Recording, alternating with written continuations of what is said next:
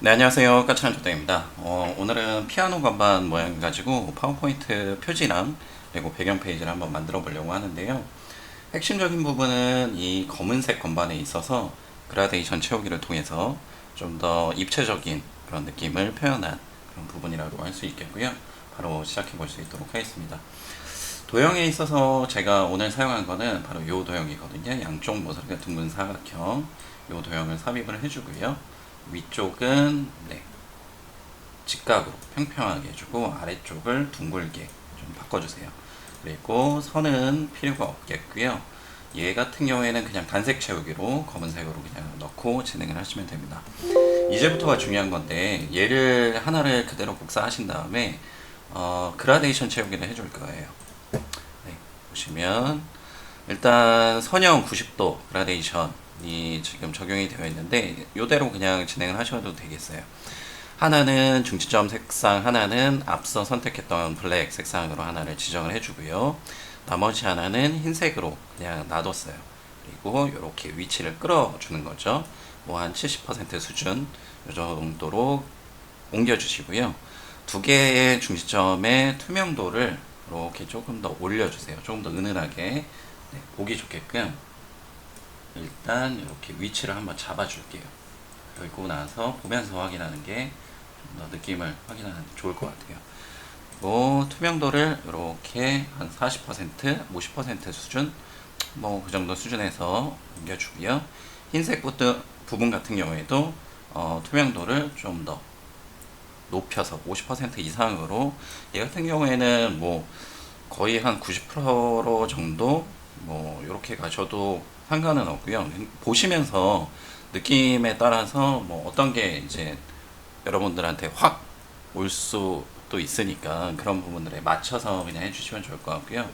답은 없으니까 그냥 그거의 느낌에 따라서 진행을 해주시면 될 것 같아요. 요 위치 같은 경우에도 또 조정해 가시면서 또 위치에 따라서도 투명도가 또 조금씩 달라질 수도 있으니까 그런 부분들 좀 생각하시면서 해주시면 될 것 같아요. 그러면 이렇게 멀리서 보면 조금 그래도 느낌이 살아났죠. 그리고 저는 얘를 그대로 복사해서 일단 도형 형태를 바꿔줬어요. 원형으로 이렇게 바꿔줬고요. 이 폭을 완전히 줄여줄 거예요. 뭐 한 0.1cm 정도. 그거보다 조금 더 좁아도 될 것 같아요. 0.05 뭐 요 정도 수준. 그러니까 요 쪽에 들어갈 수 있는 크기 정도로 이렇게 해주시면 될 것 같아요. 그리고 우측에도 이렇게 넣어주고요. 그러면 이런 식으로 표현이 되는데, 얘 같은 경우에도 뭐 그냥 그대로 놔두셔도 상관이 없겠지만 그라데이션 값을 조금 더 조정을 해주셔도 될 것 같아요. 얘는 좀 너무 이제 이 위쪽에 가 있는 블랙인데 너무 또 어두우니까 얘도 흰색으로 바꿔주시고 또 투명도를 확 올려주셔서 조금 더 느낌을 살려주셔도 상관이 없겠어요. 그래서 일단 이렇게 진행을 했으니까 계속 끝에 있다 보니까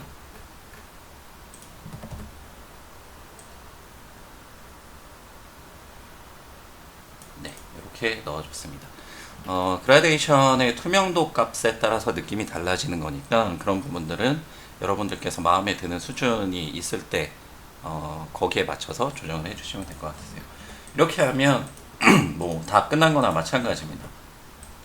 그리고 아래쪽에 얘를 뭐 도형을 직사각형 도형으로 다시 바꿔주셔도 상관없고 그대로 뭐 이용하셔도 되는데, 핵심은 뭐 이런 식으로 길게 빼준다는 거. 그래서 길이도 조금만 더 늘려볼게요. 이렇게 하고요.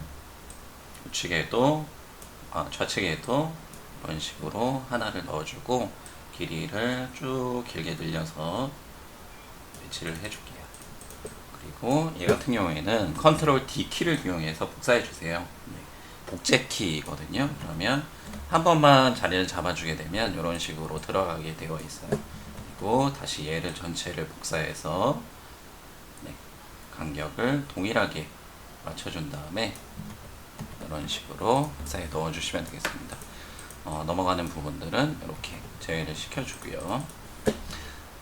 있고 하단에는 직사각형 도형을 이용해서 네, 이런 식으로 가려줄게요. 얘도 선이 필요가 없겠고요. 이 같은 경우에는 색상을 조금 더 밝은 색상으로 이렇게 지정을 해줬고요.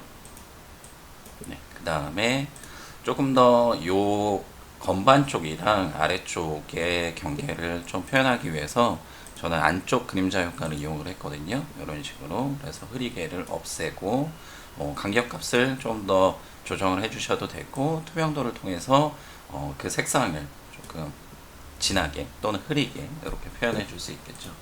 이게 끝입니다. 그리고 나머지는 뭐 텍스트니까 복사해서 이렇게 갖고 올 수 있도록 할게요.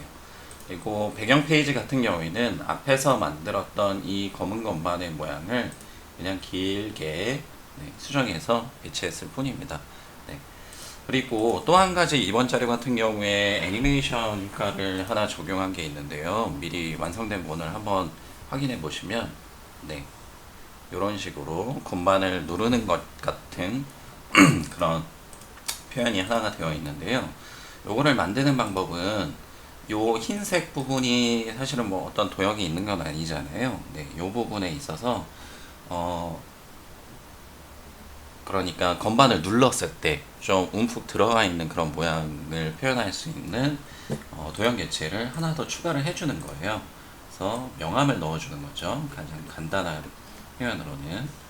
그래서 요 크기에 맞춰서 이렇게 직사각형을 하나 넣어주고요. 얘도 선은 필요 없고 얘도 그라데이션 채우기를 해줄 거예요. 근데 얘는 명암을 표현할 거기 때문에, 음영을 표현할 거기 때문에 네, 블랙으로 지정을 해주고요.